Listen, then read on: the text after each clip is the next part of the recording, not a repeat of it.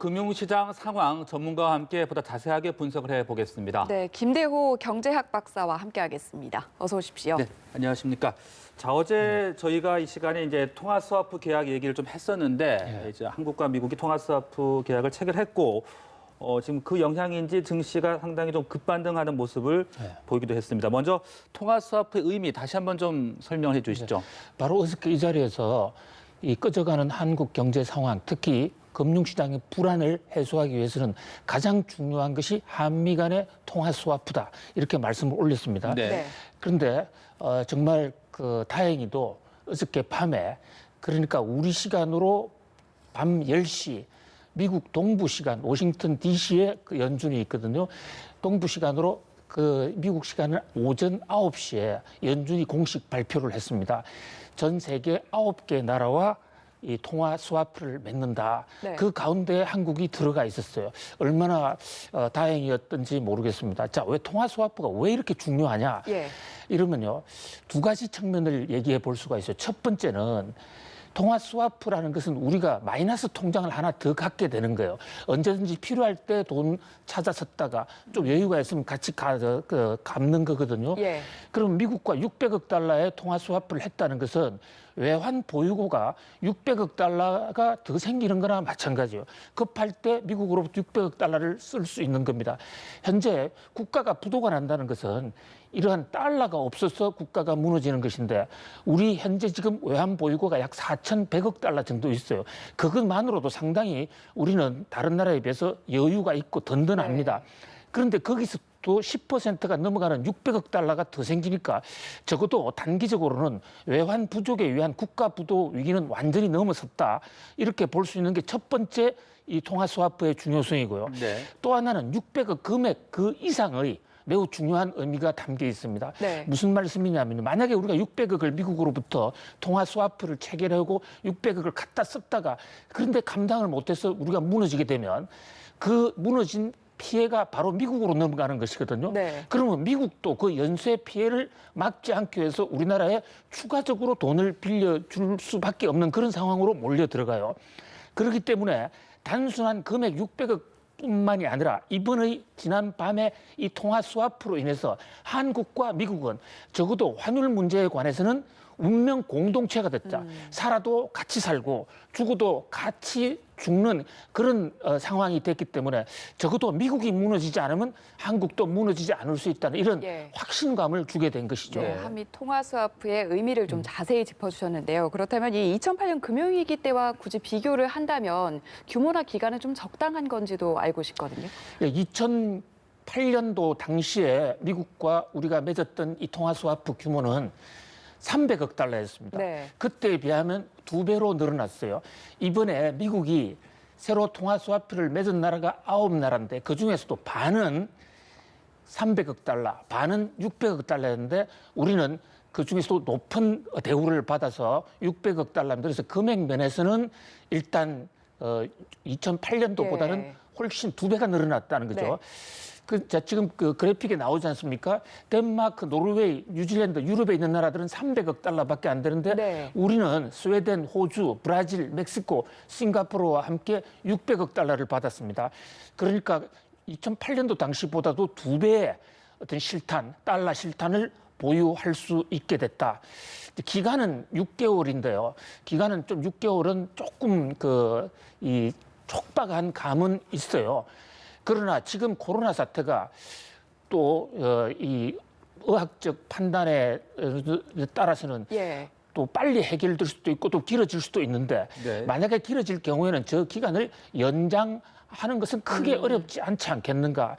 그래서 당장의 6개월은 좀 짧은 감이 있지만 연장이 불가능하지 않기 때문에 그런 면에서 지난번 12년 전에 2008년도 글로벌 위기 때보다도 미국과의 이 통화 스와프 관계, 환율 상호 간의 방위 조약은 훨씬 더 견고해지고 튼튼해졌다 이렇게 평가할 수 있습니다. 네, 이렇게 이미 체결된 한미 통화 스와프뿐만이 아니라 2015년에 중단된 한일 통화 스와프도 부활할 수 있게 노력해야 한다는 목소리도 일각에서 나오고 있는데요. 그 필요성에 대해서는 어떻게 느끼고 계신가요? 굉장히 중요한 지적을 해주셨는데요.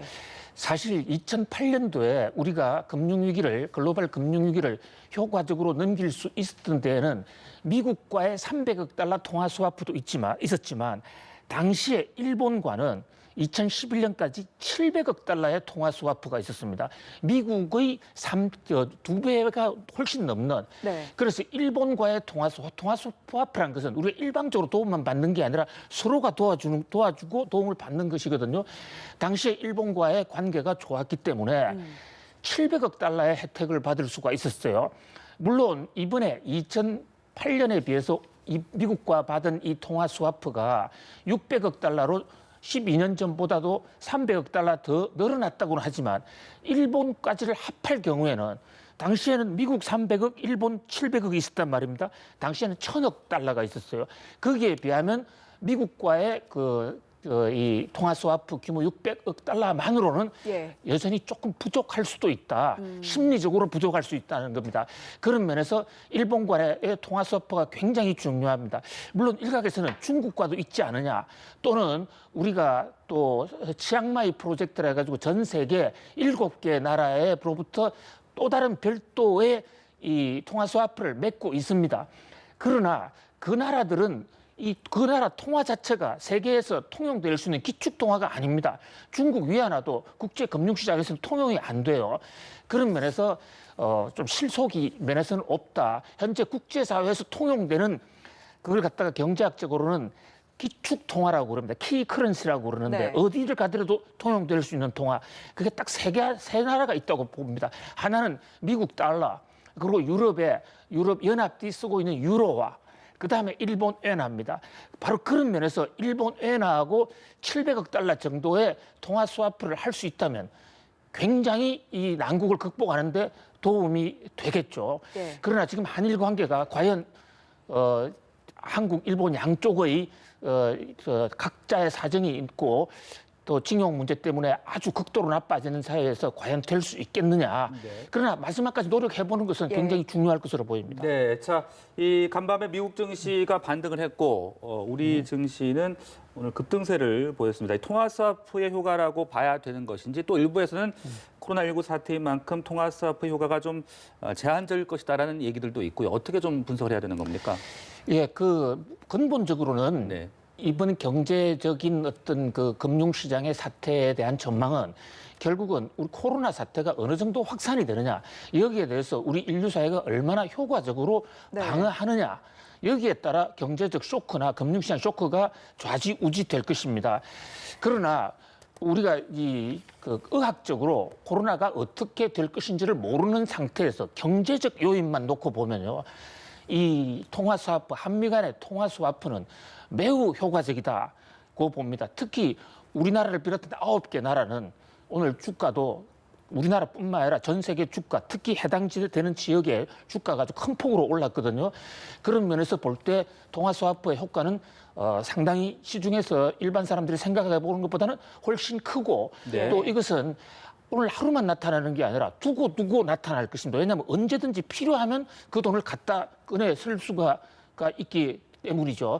그러나 여러 가지 지금 만약에 코로나 이 의학적으로 전염병이 확산이 돼 간다면 그 경제적 파장이 계속 커진다면 지금의 이 통화 스와프만으로는 해소가 안 될 수도 있기 때문에 여전히 예의주시해야 되는 상황입니다. 그런데 밤사이에 예. 중요한 변수가 또 하나 생겼습니다. 트럼프 대통령이 지금 사우디와 러시아 간에 일어나고 있는 국제 유가 전쟁, 여기에 대해서 내가 직접 개입하겠다라고 한 말씀을 하셨어요.